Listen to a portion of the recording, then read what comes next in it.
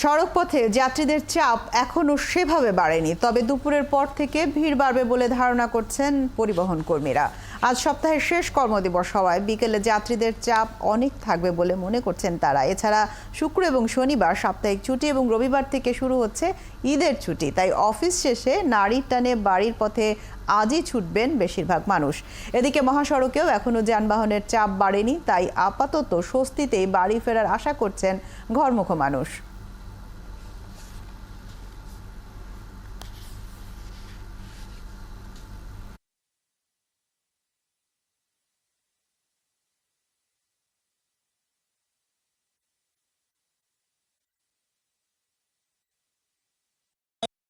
এখানে কালোবাজারি কোনো টিকিট বিক্রি কোনো স্কোপ নাই, আর আমরা অগ্নি কোনো টিকিট বেশি না।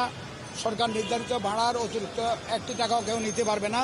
আর এখন তো কোনো যাত্রী নাই, খালি গাড়ি যাচ্ছে। হয়তোবা আমরা আশা করতেছি যে বিকালবেলা কিছু যাত্রী হবে। আমরা মূলত যাত্রীদের যে কোনো ধরনের হয়রানি, টিকিট কালোবাজারি অথবা ছিনতাই বা অজ্ঞান ও মলম পার্টির যে সকল ঝামেলাগুলো রয়েছে, সেই বিপদে যাতে সম্মানিত যাত্রীগণ যাতে না পড়েন, তার জন্য আমরা আমাদের কার্যক্রম চলমান রয়েছে। ঈদের সড়কপথে বাড়ি ফেরা নিয়ে বিস্তারিত জানাতে মহাখালী বাস টার্মিনাল থেকে আমাদের সাথে যোগ দিচ্ছেন সহকর্মী জেমসন মাহবুব। জেমসন, জানতে চাই আপনার কাছে যে মহাখালী বাস স্ট্যান্ডের কি খবর, যাত্রীরা কেমন আসছেন এবং বাসগুলো কেমন কি সংখ্যক বাস ছেড়ে যাচ্ছেন, এবং ওই যা মহাখালী বাস স্ট্যান্ডের কারণে আশেপাশের এলাকায় যানজটই বা কেমন তৈরি হয়েছে?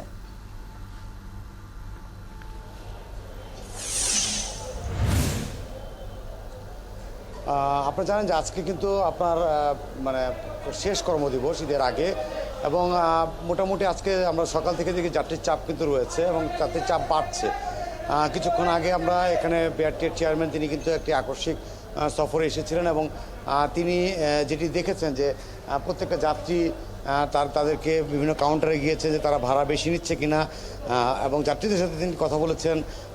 সাথে সাথে তিনি বাস কর্তৃপক্ষের সাথে কথা বলেছেন, সবার সাথে কিন্তু তিনি কথা বলেছেন যেন বাড়তি ভাড়া না নেওয়া হয়, এবং যাত্রীদেরকে বলা হয়েছে যে বাড়তি ভাড়া যাতে না নেওয়া হয় সেক্ষেত্রে বিআরটিএর ভ্রাম্যমাণ আদালত এখানে রয়েছে নির্বাহী হাকিমের নেতৃত্বে, এবং নির্বাহী হাকিম তিনি কিন্তু সার্বক্ষণিক সেসব ব্যাপারে যোগাযোগ রাখছেন। একই সাথে কিন্তু একটি অভিযোগ বাক্স খোলা হয়েছে এখানে আপনার মহাখালী বাস টার্মিনালে, যে যাত্রীরা যদি নির্বাহী হাকিমের কাছে যদি সরাসরি অভিযোগ করতে না পারে তাহলে তারা যেন এই অভিযোগ বাক্সে তাদের অভিযোগটি লিখে দেয়, এবং সেই ব্যাপারে সেই অভিযোগের প্রেক্ষিতে পরবর্তী সময় ব্যবস্থা নেওয়া হবে।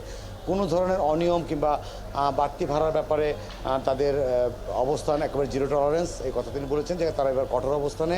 এবং আমরা কথা বলেছি, সেখানে উপস্থিত ছিলেন বাস মালিক সমিতি নেতারা, এবং তাদের সাথে আমরা কথা বলে জানতে চেয়েছি যে প্রথম থেকে কিন্তু এই হুঁশিয়ারি থাকে যে বাড়তি ভাড়া নেওয়া হবে না কিংবা বাড়তি ভাড়ার বিরুদ্ধে তাদের একটা অবস্থান থাকে, কিন্তু শেষ মুহূর্তে আসলে দেখা যায় যে বাড়তি ভাড়া আসলে মানে সেই জায়গাটাতে কিন্তু অবস্থান ঠিক রাখতে পারেনি। কিন্তু এবার মালিক সমিতি যেটা বললো যে আসলে যে যাত্রীর চাপ থাকে তার তুলনায় কিন্তু গাড়ি একেবারে পর্যাপ্ত থাকে না, যে কারণে অনেক অসাধু বাস ব্যবসায়ীরা তারা কিন্তু এই সুযোগটা লুফে নেওয়ার চেষ্টা করে। কিন্তু তারা এবার বলছে এবারও তারা সতর্ক অবস্থানে রয়েছেন এবং তারা কঠোর অবস্থানে রয়েছেন।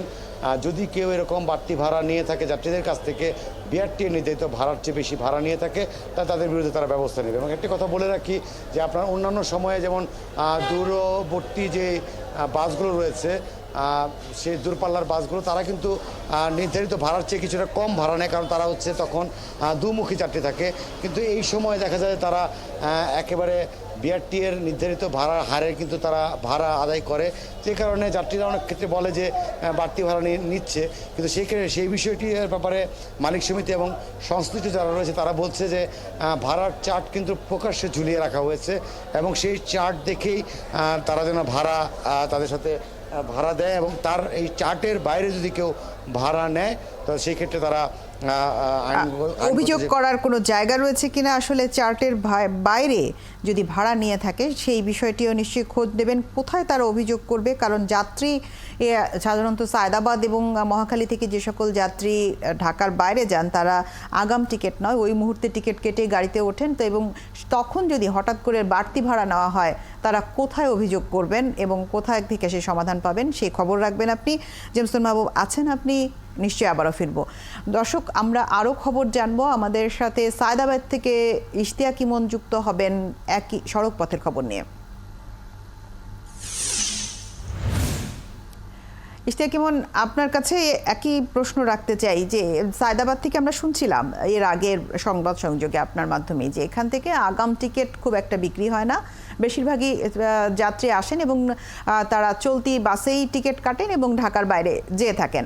আর এখানে যদি বেশি ভাড়া নেওয়া হয়, ভাড়ার চার্টের চেয়ে বেশি, তাহলে তারা অভিযোগ করবেন কোথায় আর সমাধানই বা পাবেন কিভাবে?